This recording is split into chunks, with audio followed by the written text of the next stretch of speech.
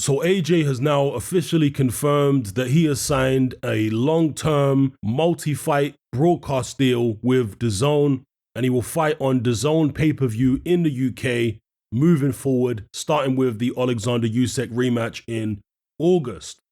Now, according to Michael Benson here on his Twitter, he says that Anthony Joshua has also become a shareholder, a special advisor, and a brand ambassador for Dazn as part of his new deal to sign with them. In his role as special advisor, Joshua will join Dazn's strategic advisory board. He's got a quote here from AJ, who says, Dazn's vision and passion to innovate is what attracted me to the partnership. They are leading the digital landscape in sport and the future of sports broadcasting. I'm really looking forward to a long and successful partnership. And of course, Dazn on their Twitter have also announced it. Now, in this article here on Boxing Scene, they say that some reports are suggesting the deal is worth $100 million a year with 2 fights per year on Dazn pay-per-view. Now, a lot of people are talking about the Alexander Usyk rematch, and they're saying if AJ wins the rematch, then this is a good deal for Dazn, right? That they've got this hot property again. But if he loses the Alexander Usyk rematch, then it's not such a good deal for them, paying $100 million. I mean, what's the use of that if he's not heavyweight champion material? I suspect there are contingencies in the deal for such an eventuality. I don't know, but I suspect that that would be the case. In any event, from AJ's perspective, I can see why he would sign with Dazn, because it's not just like a broadcast deal as it would be, I'm assuming, with Sky. But in this instance, he actually gets to own part of the company, right? He becomes a shareholder and all that kind of thing. So, it's more than just being a fighter on a network. He now owns part of the network. I think Gennady Golovkin did a similar deal a few years ago with Dazn, where he also managed to secure part of the network as a shareholder. So I get that. I understand that. And it makes perfect sense from a business point of view, from a financial perspective, makes perfect sense.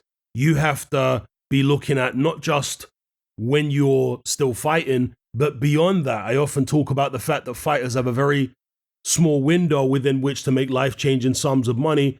AJ has already made life-changing sums of money, of course, but when you're at that level of business, perhaps you've got ambition and you're thinking, well, now that I'm here, let me take advantage of every opportunity. And rather than just sign a broadcast deal, let me own a piece of the network, and fair play to AJ for doing that. I'm all for everybody getting as much as they can, all the fighters getting as much as they can out of the sport of boxing. So fair play to him.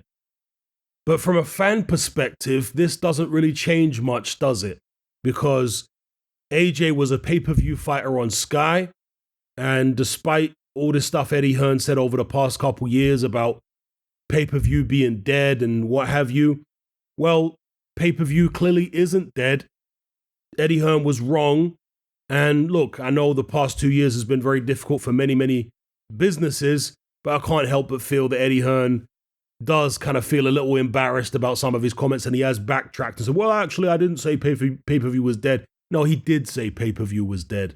But it is what it is. Stuff in life happens, and DAZN have had to change their business model and incorporate pay-per-view into it, which is a disappointment because, of course, we all like the idea of a Netflix for sport, but until they manage to secure other sports aside from boxing, and I'm talking about major sports, until they manage to do that, then this vision of a Netflix for sport is probably not going to be realized, is it?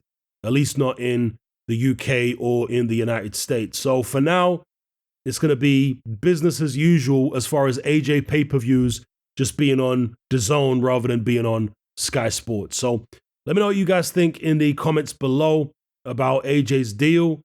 And one thing I haven't spoken about is change.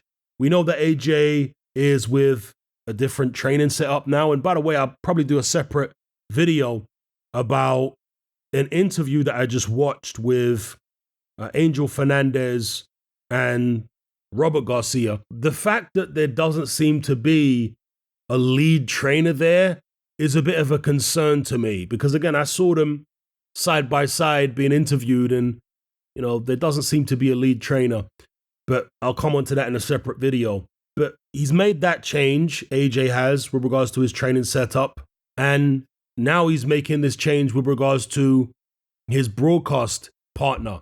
And sometimes it's a mental thing. Sometimes it's an emotional thing whereby in order to grow and in order to elevate, you need to change a lot. Sometimes just changing one thing might not be enough.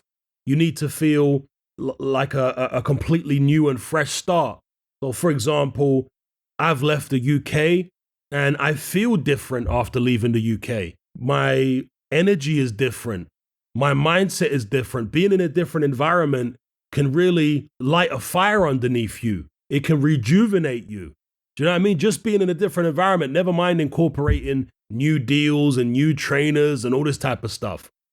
So I completely get it with AJ. The Dazn thing could have just been purely about business, but it also might have been to do with change and getting that revitalization that sometimes comes with change. Or maybe the change is like an added bonus. So let me know what you guys think in the comments below about AJ's deal. And do you think this is for the better for him or for the worse? Do you think it's for the better or for the worse for boxing? And do you think he's actually going to win the Alexander Usyk rematch? Because I spoke in the previous video about the possibility of him losing the Usyk rematch. And if that were to happen, would we still be expected to pay pay-per-view for Anthony Joshua? Would he really be a viable pay-per-view fighter if he loses to Usyk again, especially if he loses decisively? Let's say he gets stopped. What will happen to that Dazn deal? Anyway, let me know.